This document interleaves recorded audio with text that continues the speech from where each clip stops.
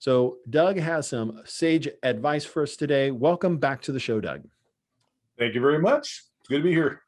So as we look at one of my favorite subjects, we're talking about habits today.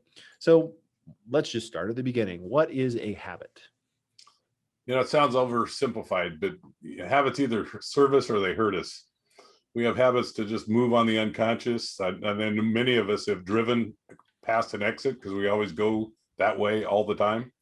So it's just a way to get things going unconsciously to make life easier.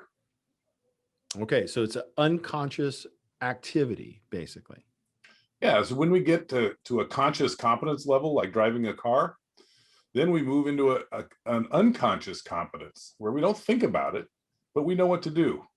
Right. So how many people, as this relates to money, know how much they spend every month? So recently, an article from Intuit came out that said 65% of people don't know what they spent last month at Wow. all. They have And no idea. yeah, and I run into this a lot, and I bet you run into it too when people are qualifying that they really didn't know how much was going out until they sat down and figured it out. Yeah, a lot of people are cash rich and savings poor. Yeah. So what is a good habit? So when it comes to money, what's a good habit? So I want to make this really simple, and it's really deciding where your money goes before you spend it. You've got to know where all your money's going.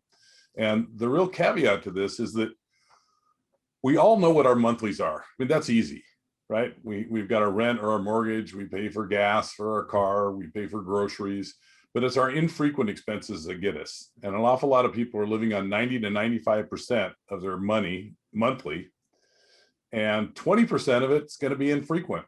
Your car will need repairs. You do have to pay for license tab. Christmas will come. So beginning to set aside money for those infrequent expenses is a huge help to know how much is already spoken for. So what would you say is a bad habit with your money? A bad habit is just paying your bills, thinking you're managing your money. It's being reactive instead of proactive. And you mentioned it earlier about being proactive. I mean, people plan and organize just a little bit. And by the time I work with people and they go through our program, it's easier for them than it was before. They weren't paying attention and they know where everything is. But it takes a little effort to get there, to shift from being reactive to proactive. Yeah, and I think you mentioned what was it, unconscious competence, right? Which is that action where you've done it so many times, you're unconsciously going through that habit and of driving a car.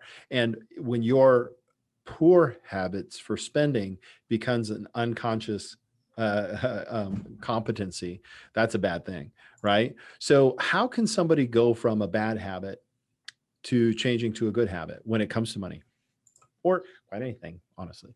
Yeah, really, this applies everywhere, but it's beginning small. When you want to make a habit work and change a habit, you need to know when and where you're going to do something. They find that 85% of people get 85% better results when you say where you're and when you're going to do something instead of, yeah, I'm going to do that. It's the tracking thing, right? Is so when people choose to do something and they actually stop and track everything that they're doing, the awareness just itself is enough to provide a change in habit. Yeah, when you know where your money's going, you make different decisions. And often people are amazed at how much is going out. I've had people spending $600 a month on a dog that didn't have health problems.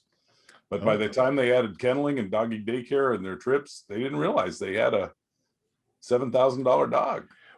Now, is that 7,000 a year? Yeah. Right. Is that the most surprising thing that you've seen when you see when people look at stuff? I've seen a lot of them. I've seen $2,400 takeout bills in addition to a $1,400 grocery bill for two people. Wow. That's a lot of food. I don't know how they do it, but I've seen some pretty amazing stuff. Another one was a guy that thought they were living on 10,000 a month and they were actually living on 22. Oh, wow. Twice as much than what he thought. Yep. And I think about the tools that we have available to us. Mint.com is one of them. I've always done my checking on I used to use Microsoft Money. Remember that? Mm-hmm. Yep. Cha-ching, every time you like recorded it, cha-ching, it did that. So it seems like there should be a better way to organize this. How do you help people um, develop a level of financial integrity? Well, there's so you mentioned financial integrity. That's just habits around money. Okay. It's managing your money in a way that you'll be successful moving forward, right? It's building out enough cash and reserves and keeping your expenses in line so you're qualified for a mortgage. So how do you do that? Um, that was a question. What was the Yeah. question? I just lost the Yeah. question. Yeah. It was, what tools do you provide to help somebody get there? Okay, so I've built a system that works around one software product. You could use Mint. I like YNAB better. It stands for You Need a Budget. And it's a way that you can very easily, in 10 to 20 seconds, jot down what you've spent.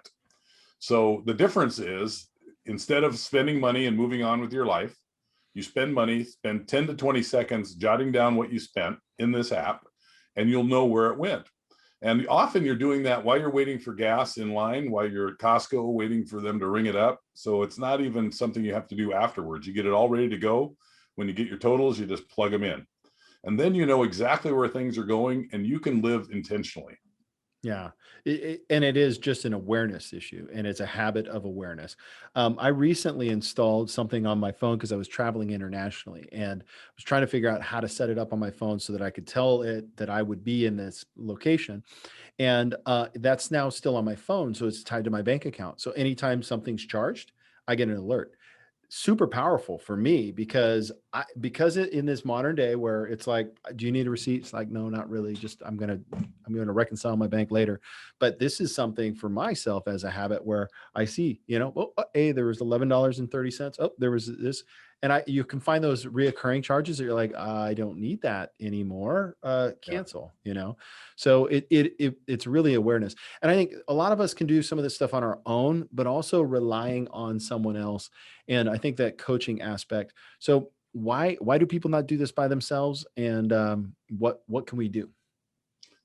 Well, it's not a priority. People get caught up. They're busy. Often you're raising families, you're working, you're married, you're just trying to keep up with life. Maybe a pandemic might hit. You never know. Mm-hmm. And we just get busy until it becomes a real necessity. And it's something that you can easily master. It takes a little bit of effort, but you can reduce or eliminate all the stress and challenge around money, assuming you're making an income, right? I can't guarantee people will keep their job. Mm-hmm. But if you know where your money's going, it takes the emotion out of it. Couples get on the same page, and you can do it yourself if you'll just set the time aside to do it. But it's more than just awareness, Dan. It's actually setting up a habit of sitting down and working on this. And I suggest people spend up to an hour a week doing this. And I'll get it down to less than 2 hours a month. Most people spend somewhere between 2 to 4 hours a month managing all their stuff. Now, you will run into people that say they have everything on auto pay, but my experience has been most people are around 2 to 4 hours. And usually I can get it down to 2 hours, and they'll know exactly where they stand, where all their money's going. And it just takes all the stress out of it. So how does it look working with you? Does somebody buy a monthly package? Is it quarterly? Do they meet once a week? What's it like? Well, the first thing I do is just a get acquainted meeting, just to find out what they want to do, what their challenges are, what their goals are. And Dan, I'm not a wealth manager. I don't sell products or manage finance investments and don't do long-term financial planning. But then if they're interested, we do a discovery process, which is a 2-meeting process. And we go through what their income and debts are. And I have an intake form and a little assessment that talks about decision-making filters that helps me communicate with my clients. And we go through those and figure out what the next steps are. If they want to go forward, there's a 10-week program as the next step I offer. Okay. So 10-week that they meet to work through what you came up with in that free session. No, I'm sorry. I do a free get acquainted meeting, and then we do a $997 discovery meeting. And that's 2 different meetings. And we'll then map out how much time, money, and energy it'll take. Okay. And how much it'll cost for me to completely implement a system for them and then just teach them how to run it to reach their goals. Gotcha. So then, but there's no risk to the to the discovery meeting. If they don't see 997 worth of value, they don't have to pay. Okay. Awesome. All right. So lastly, how does somebody reach out to you and get set up with this, get acquainted meeting? Well, my email address is doug@getprioritiesstraight.com, which is a little bit of a thing to remember and write. It's kind of annoying, but you can also reach me at doug@lets, GPS, L-E-T-S, GPS.com, or call me at 206-264-4424. Excellent. Doug, thanks for joining us today. Thank you very much. It's great to be here. All right. Up next, we are going to